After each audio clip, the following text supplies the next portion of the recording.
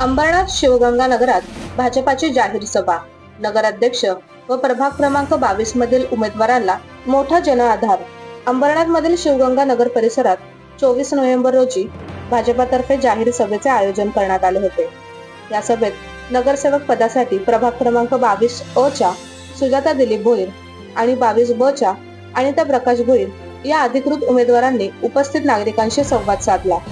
त्याचबरोबर नगराध्यक्ष पदाच्या भाजपा उमेदवार तेजश्री विश्वजित करंजुले पाटील यांनी ही जनतेसमोर आपल्या विकास भूमिकेचे सविस्तर विवेचन केले. सभेला आमदार किसन कटोरे, माजी आमदार नरेंद्र पवार, प्रदेश सचिव गुलाबराव करंजुले पाटील आणि महिला जिल्हा अध्यक्ष रेखा चौधरी यांनी उपस्थित राहून उमेदवारांना पाठिंबा दर्शविला. नेत्यांनी आपल्या भाषणातून अंबरनाथमध्ये राबवायच्या विकास कामांचे विवरण मांडले. यामध्ये जलप्रश्न, पायाभूत सुविधा, रस्ते, सांडपाणी प्रकल्प, महिलांसाठी सुरक्षा उपक्रम, डिजिटल सुविधा आणि पारदर्शक प्रशासन यांच्यासारख्या मुद्द्यांवर भर देण्यात आला. नगराध्यक्ष पदाचे उमेदवार तेजश्री विश्वजित करंजुले पाटील यांनी भ्रष्टाचार मुक्त प्रशासन, महिलांसाठी विशेष योजना आणि युवकांसाठी रोजगार उपक्रम राबवण्याची बांधिलकी व्यक्त केली. प्रभाग क्रमांक 22 मधील उमेदवारांनी आपल्या क्षेत्रातील समस्या आणि आगामी कामाच्या आराखड्याची जनतेसमोर माहिती दिली. सभेला परिसरातील नागरिकांनी मोठ्या संख्येने उपस्थित राहून उत्स्फूर्त प्रतिसाद दिला. विविध समाज घटक, महिला बचत गट, युवक आणि ज्येष्ठ नागरिकांनी उमेदवारांना प्रत्यक्ष भेटून समर्थन दर्शवले. संपूर्ण कार्यक्रमादरम्यान निवडणूक आचारसंहितेचे पालन करत शिस्तबद्ध वातावरणात सभा पार पडली.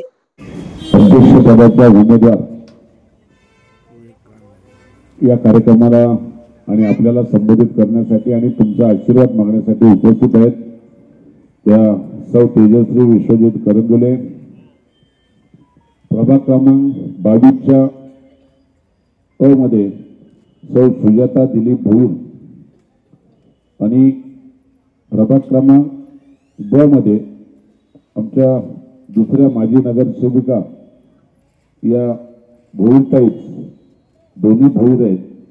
त्यामुळे निश्चितपणे एक चांगल्या प्रकारचा तिन्ही महिलांचा एक चांगल्या प्रकारचा संगम झालेला आहे आणि त्याला तुमचा आशीर्वाद मागण्यासाठी आणि त्यांना आशीर्वाद देण्यासाठी खास करून उपस्थित असलेले माझे सहकारी कल्याणचे माजी आमदार श्री नरेंद्रजी पवार, म्हणजे दुसरे सहकारी आपले भारतीय जनता पार्टीचे प्रदेशचे सचिव गुलाबरावजी करंजुले पाटील, चौधरीताई,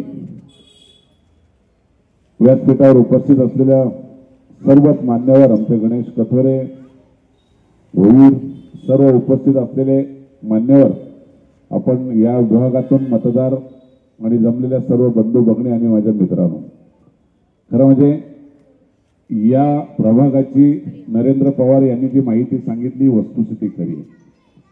सुरुवातीला या प्रभागामध्ये अनिता भोईर नगरसेविका होत्या. त्या टायमालाही मला अनुभव आहे. स्वतः नगरसेविका काय काम करतात त्याच्या बाबतीत नक्कीच त्यांनी चांगल्या प्रकारचा या भागामध्ये न्याय देण्याचा प्रयत्न केला. नंतर हा प्रभागामध्ये बदल झाला आणि सुजाता भोईरने मागच्या वेळेला या प्रभागामध्ये निवडणूक लढवली. खरं जे नवीनच होत्या या प्रभागामध्ये त्यांना यश आलं नाही, थोड्या मताने त्या गेल्या. पण मला आश्चर्य वाटलं, पडल्यानंतर एक आठवड्याच्या आत त्यांनी आपलं ऑफिस पुन्हा चालू केलं आणि जनतेला शब्द दिला, मी नगरसेविका जरी नसले तरी मी तुमचं काम नगरसेविकेपेक्षा चांगलं करीन.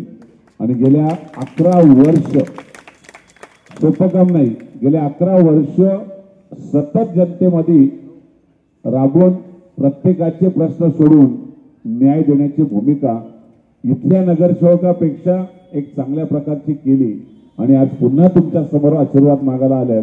खरं म्हणजे तुम्ही ठरवलं पाहिजे की अशा प्रकारचा नगरसेवक असावा की जो कुठल्याही पदावर नसताना सुद्धा त्यांनी न्याय दिला होता. त्यालाही न्याय देण्यासाठी आपण सगळ्यांनी या प्रभागातून या दोघी अनिता भोईर आणि सुजाता भोईर यांना आशीर्वाद द्यावा, अशा प्रकारची मी विनंती तुम्हाला करतो. एक चांगल्या विचाराचे ज्या वेळेला उमेदवार भारतीय जनता पार्टी देत असेल त्या टायमाला निश्चितपणे नागरिकांचा विचार सुद्धा भारतीय जनता पार्टी करते. आम्ही सगळेजण इथं आलो हे केवळ त्यासाठी या अंबरनाथचा जर विकास करायचा असेल, या विभागाचा विकास करायचा असेल तुम्हाला आता सगळ्यांना कल्पना आली, तेजश्रीचं वक्तृत्व एक चांगल्या विचारातून घडलेली मुलगी, एका खानदानी कुटुंबात वाढलेली मुलगी, ती आमची मुलगी आहे आणि अंबरनाथची सून आहे. खूप चांगल्या विचारातून घडलेली मुलगी आणि अचानकच राजकारणामध्ये येऊन सुद्धा दिशा चांगल्या प्रकारची देण्याचा प्रयत्न त्यांनी सुरू केला आणि अंबरनाथमध्ये एक झंझावात सुरू झालेला आहे. आणि विश्वासाने सांगतो, तेजश्रीचं तेज हे अंबरनाथमध्ये नक्कीच तयार होईल आणि आपल्या सगळ्यांच्या आशीर्वादाने कमळ निशाणीवर या तिघींना तुम्ही आशीर्वाद द्याल आणि विजयी कराल, अशा प्रकारचा मला स्वतःला विश्वास आहे. अंबरनाथ शहर विकासाच्या पासून कोसो दूर आहे.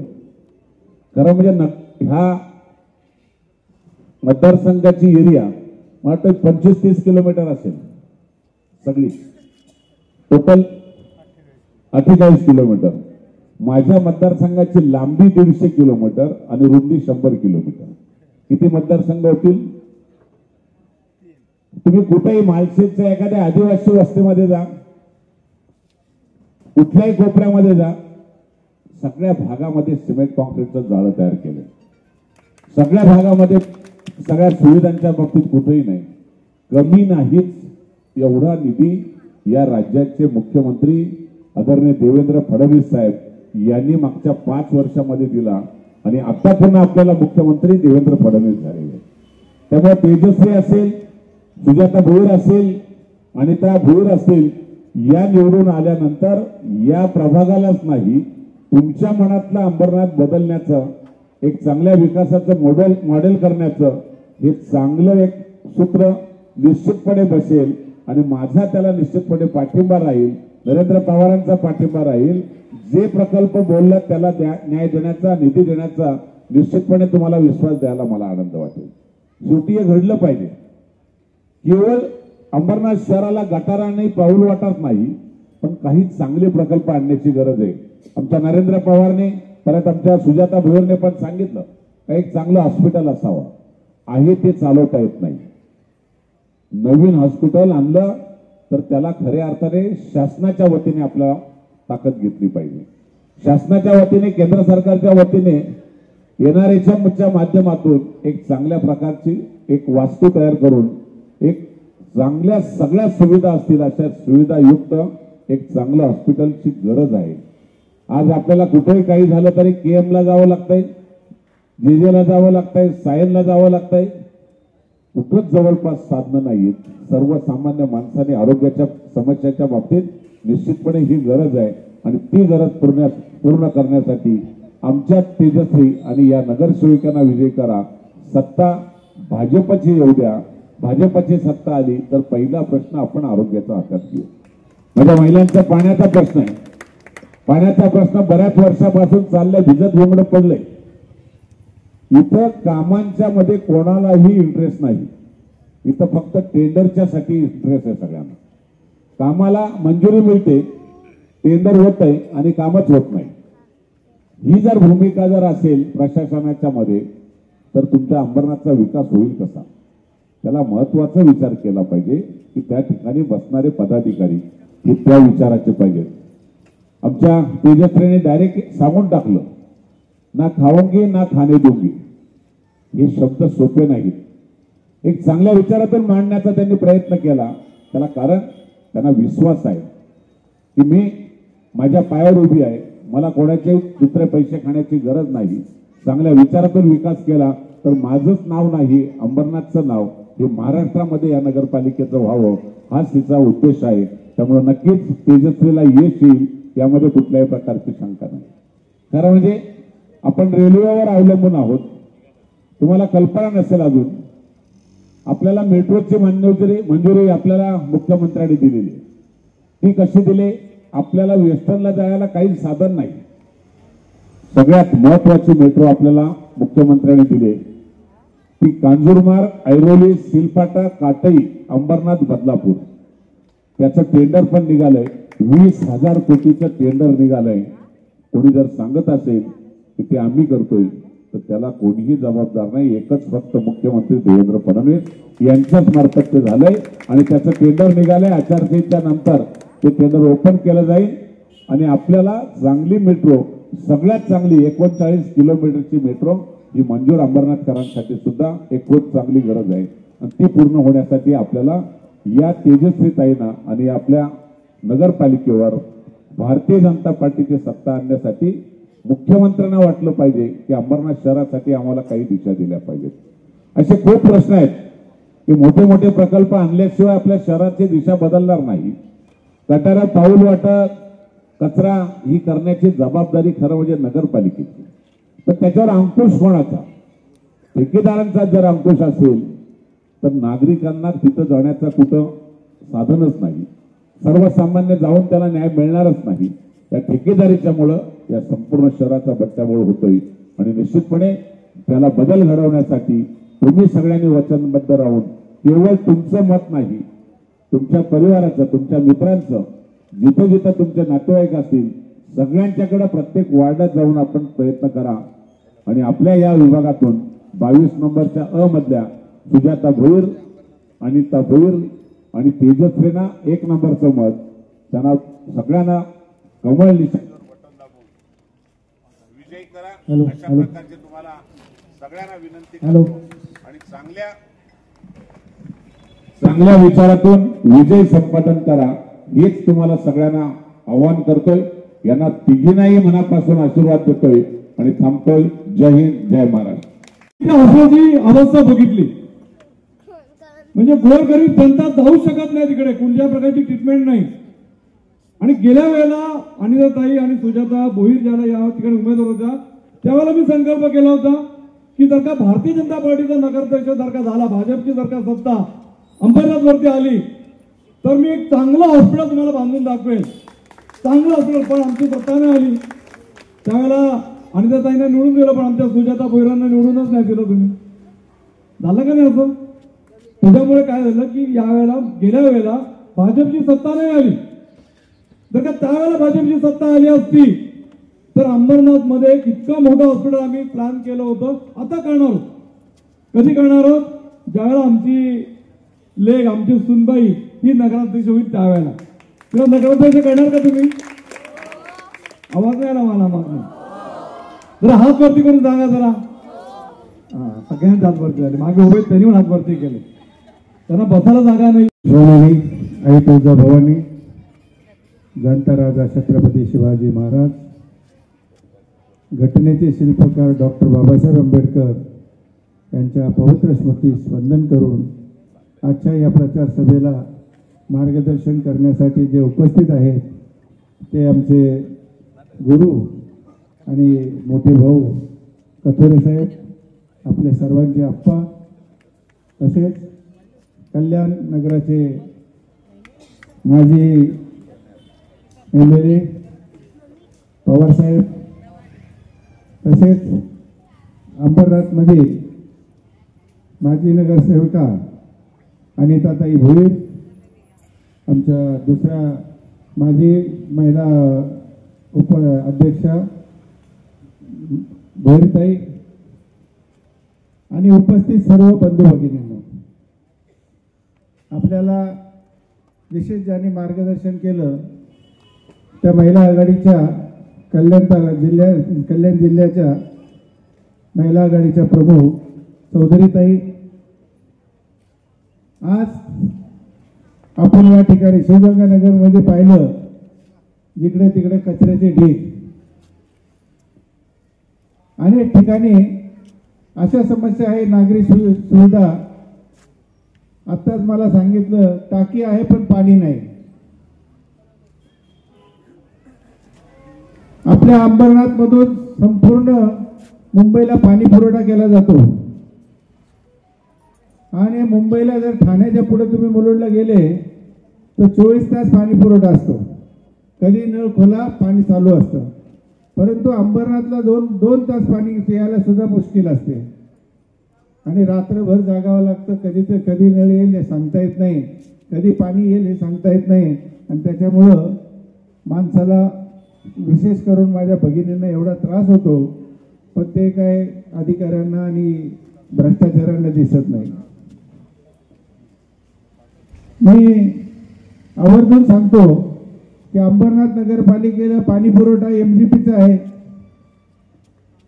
ह्या एमजीपीच्या पाईपलाईनवर काही ठिकाणी बोर करून त्या ठिकाणी पाणी चोरलं जातं आणि टँकरने विकलं जातं. अशी अवस्था या अंबरनाथमध्ये आहे. रस्ते केले जातात पण ते लगेच आठवडा 15 दिवसामध्ये महिना 2 महिन्यात खराब केले जातात. यांचीच खडी, यांच्याच रीती, यांचेच ब्लॉक आणि टेंडर सुद्धा घ्यायला हेच. मग आपल्याला नगरसेवक निवडून द्यायचे का ठेकेदार निवडून द्यायचे हा पण विचार केला पाहिजे. कुंपणाने शेत खाल्लंय. 95 पासून या अंबरनाथवर शिवसेनेची सत्ता आहे. जशी आता थेट निवडणूक आहे जनतेतून नगराध्यक्षाची, तशी 2005 मध्ये सुद्धा थेट नगराध्यक्षाची निवडणूक झाली होती. आणि त्या निवडणुकीमध्ये आपण सर्वांनी मला आशीर्वाद देऊन नगराध्यक्ष केलं होतं. आणि मी जसा नगराध्यक्ष अंबरनाथ नगरपालिकेवर विराजमान झालो, या नगरपालिकेची कधी गाडी मी वापरली नाही. या नगरपालिकेचं कधी डिझेल घेतलं नाही, कधी पेट्रोल घेतलं नाही, ना सिटिंग अलाउन्स घेतला या नगरपालिकेचा. साधारणतः 3 वर्ष उलटले. नगरसेवकांची एवढी हालत खराब झाली, करप्शन बंद केलं होतं. शेवटी माझी तक्रार मातोश्रीवर करण्यात आली की हे नगराध्यक्ष काय बाबा आमचे कामं होत नाही आणि खोट्या बिलांवर सह्या करत नाही. मला मातोश्रीवर सांगण्यात आलं की तुम्हाला हे सगळं करावं लागेल. यांना 10 बॉडीगार्ड असतात, त्यांचा खर्च कुठून आणायचा, त्यांना कोर्टाची फी भरावी लागते, वकिलाची फी भरावी लागते. मी म्हटलं मी राजीनामा देईन पण खोट्या बिलांवर सह्या करणार नाही. कारण की ह्या अंबरनाथच्या जनतेने माझ्या खांद्यावर मान ठेवलेली आहे, त्याचा गळा मी कधीच चिरणार नाही. त्याच्यातही 5-6 महिने निघून गेले. अनेक माझ्या टेबलावर फायली बोगस बिलाच्या जेव्हा थांबल्या, मग मला सांगितलं जर तुम्हाला होत नसेल तर राजीनामा द्या. म्हटलं मी राजीनामा देईल पण भ्रष्टाचार करणार नाही. आज आपण महिला माझे बंधू भगिनी यांना नमस्कार. आज मी सांगू इच्छिते की आपल्या कपडे साहेब म्हणजे आपले आप्पा आले आहेत आणि ते मला अगदी लहानपणापासून ओळखतात तुम्हाला. आणि मला सांगू इच्छिते की मी डोणेगाव वांगणी या परिसरातून येते. माझं माहेर डोणेगाव आहे आणि मी त्यांची मतदार आहे. तिथे म्हणजे लग्नाच्या आधी मी त्यांना मतदान केलेलं आहे, लग्नानंतर आता अंबरनाथला शिफ्ट झाले. तर कधी तुम्ही डोणे गावात आलात तर बघा इतकं सुंदर स्वच्छ आमचं गाव आहे आणि ते फक्त आप्पासाहेबांमुळे. सांगण्याचं तात्पर्य हेच आहे की तुम्ही माणूस बघा, पक्ष बघा, पक्षाचं काम बघा आणि मतदान करा. आता ह्या वर्षी जे थेट नगराध्यक्ष आहे म्हणजे जनतेतून नगराध्यक्ष निवडला जाणार आहे. तर त्या निमित्ताने मी आता पूर्ण अंबरनाथमध्ये फिरते. तुमच्याकडे पण आले होते तेव्हा तुम्ही पण काही प्रश्न मांडले. सगळ्यांच्या समस्या जाणून घ्यायचा प्रयत्न करते. तर आतापर्यंत गेल्या 20-25 वर्षापासून तेच प्रश्न येत आहेत की पाणी नाहीये, रस्ते नीट नाहीयेत, गटारं नीट नाहीयेत, पसदिव्यांचा प्रॉब्लेम आहे, खांब लागलेत पण दिवेच नाही, असे बरेच तेच मूलभूत गरजांसाठीच आपण रडतोय.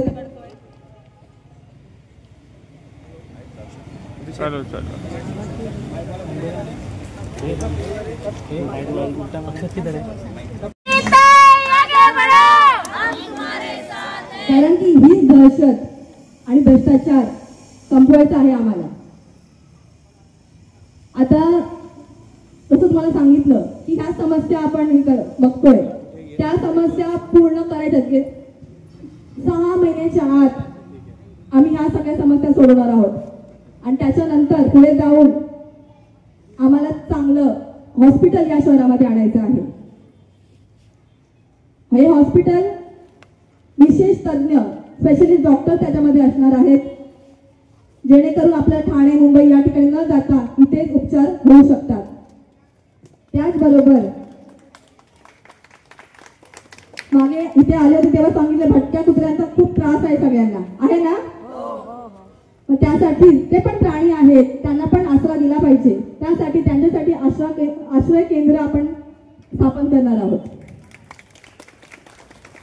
असे बरेच उपक्रम आहेत की जे आरक्षित भूखंड आहेत, रिझर्व प्लॉट जे आहेत त्यांचा विकास झालेला नाही, त्यांचा निधी आला पण ते कुठे गेला आपल्याला माहित नाही. माहिती आहे ऍक्च्युली त्यांच्या खिशातच गेलाय तो, पण ते काम आपल्याला आता अपुरं झालेलं काम पूर्ण करून अजून चांगले प्रोजेक्ट आणून आपल्या शहराला स्वच्छ सुंदर आणि स्मार्ट सिटी बनवायचं आमचं ध्येय आहे. तुला सांगू इच्छिते, आता बऱ्याच ठिकाणी मी काही रोड बघितले, रोडचं काम झालं नाही पण डबल बिल फाडलंय, गटारांचं काम झालं नाही तरी पण बिल पास झालंय. तर ही इतक्या मोठ्या लेवलचा भ्रष्टाचार इथे चाललाय, तो संपवायचा आहे आपल्याला. जसा आपले पंतप्रधान माननीय मोदीजी ते म्हणतात, त्यांचा जो मंत्र आहे तो मंत्र मी आता घेतलाय, ना खाऊंगी ना खाने दूंगी और जो खाया है उसका भी हिसाब लूंगी. जास्त वेळ घेत नाही, आपल्या सगळ्यांचं मार्गदर्शन घ्यायचं आहे आपल्याला. फक्त इतकंच विनंती करेन, नारी शक्ती तुम्ही इथे सगळे बसले आहोत, आपण आम्हा तिघींना साथ द्या. अनिताताई असतील, सुजाताताई असतील, मी असेल, फक्त एकच निशाण लक्षात ठेवा, कमळ. जिथे जिथे कमळ दिसेल तिथे तुम्हाला बटन दाबायचं आहे. धन्यवाद. जय हिंद, जय महाराष्ट्र. आमदार किशोरजी कथोरे साहेब, कल्याणचे माजी आमदार नरेंद्रजी पवार साहेब, आपले महाराष्ट्राचे प्रदेश सचिव गुलाबजी करंजुले पाटील साहेब, आमच्या कल्याणच्या महिला जिल्हा अध्यक्षा रेखाताई चौधरी, आणि तसेच आता आपल्याला जो डॅशिंग नेतृत्व जो मिळालेला आहे आपल्या PA तेजस्वीताई करंजुले पाटील, तसेच इथले उमेदवार जे आपले 22 पॅनलचे अनिताताई भोईर, आणि इथे उपस्थित असलेले सर्व मान्यवर, आपल्या महिला मोर्चा, तसेच आज आपण सर्व इथं मोठ्या संख्येने उपस्थित आहात, कारण की 2 तारखेला मतदान आहे. तर आपल्याला मार्गदर्शन करण्यासाठी सर्व मान्यवर इथं उपस्थित आहेत. तुम्ही बघितलेलं आहे आज शिवगंगानगरमध्ये मी काय काम केलंय, काही नसताना देखील आपण एवढे 10 वर्ष इथं 11 वर्ष इथं काम केलेलं आहे, तुम्ही बघितलेलं आहे. तुम्ही जर माझ्यावर विश्वास दाखवला तर याही पुढे मी माझी ताकद वाढेल का, मला काम करण्याची इच्छा वाढेल, आणि मला विश्वास आहे की तुम्ही तो विश्वास माझ्यावर दाखवणार आणि मला नगरपालिकेत बसवणार. अजून तुम्हाला पाण्याची समस्या असो या कुठलीही समस्या असो, तुम्ही बघितलेले आहे की मी मोर्चा कधीही रस्त्यावर उतरलेले आहे की तुमच्यासाठी मी कुठेही कमी पडलेली नाही. आणि साहेब मी सांगू इच्छिते की इथली जी शिवगंगानगरची जी जनता आहे ना, एवढं त्यांचं प्रेम माझ्यावर आहे ना, की त्यांच्या प्रेमापोटी मी आज इथं सतत 11 वर्ष कार्यरत आहे. खरंच एवढं प्रेम ते माझ्यावर करतात ना की मी यांना कधी सोडून गेली नाही आणि याच्या पुढेही कधी सोडून जाणार नाही. कारण की मला माहिती आहे की 2 तारखेला ते भरघोस मला मतांनी विजयी तेच करणार आहेत. आणि मी जास्त बोलत नाही आहे. तसंच आपला विचार करा की मी बोलते शिवगंगा हा माझा माहेर आहे आणि बारकुपाडा हा माझा सासर आहे. लक्षात ठेवा, इथं खूप लोक म्हणतात की बाहेरून आले, पण तुम्हाला मी सांगू इच्छिते की आम्ही किती वर्षानुवर्षीचे इथलेच आम्ही आहोत. तुम्हाला माहिती 100 वर्षापूर्वीच पण आम्ही पहिले इथं आहोत, आम्ही तर बाहेरून वगैरे आलेलो नाही आहोत. आणि तुम्ही मला बघितलेलं आहे की 11 वर्ष आपण इथं ठाण मांडूनच आहोत. का तुम्हाला कधी विसरलेलो कुठला सण असो, कुठला काही असो, कोरोना काळातही तुम्ही मला बघितलेलं आहे. तर जेव्हा मी सुखदुःखामध्ये जनतेच्या सेवेत होतो. आणि आता आपल्या तेजस्वीताई त्यांनाही आपल्याला भरघोस मतांनी विजयी करायचं आहे. यावेळेस 3 मशीन आहेत, तर तिन्ही बटन आपल्याला कमळाच्या फुलावर दाबायचे आहेत. जिथं फुल दिसणार कमळाचं तिथं आपल्याला बटन दाबायचं आहे. तेव्हा तुमचा एक मत कंप्लीट होणार आहे. तर तुम्हाला 3 बटन दाबायचे सर्वांना. बटन दाबायचे, पण मशीन एकच आहे. पहिल्या नंबरला नाव अध्यक्षता असेल, अ आणि ब असे नाव. मशीन 3 नसणार आहेत, मशीन एकच असणार आहे. पहिला वरती नगराध्यक्ष असणार आहे, नंतर अ असणार आहे, नंतर ब असणार आहे. तर बघा मी अ मध्ये आहे आणि आपल्याला आपल्याला तिन्ही कमळ दाबायचे आहेत. जिथं कमळ दिसेल तिथं आपल्याला कमळाच्या फुलावर बटन दाबायचं आहे. आणि आम्हाला तुमचं प्रेम तुम्ही बटन दाबूनच देणार आहे आणि तुमचा आशीर्वाद आम्हाला तुम्ही प्रेम दाबूनच देणार आहे.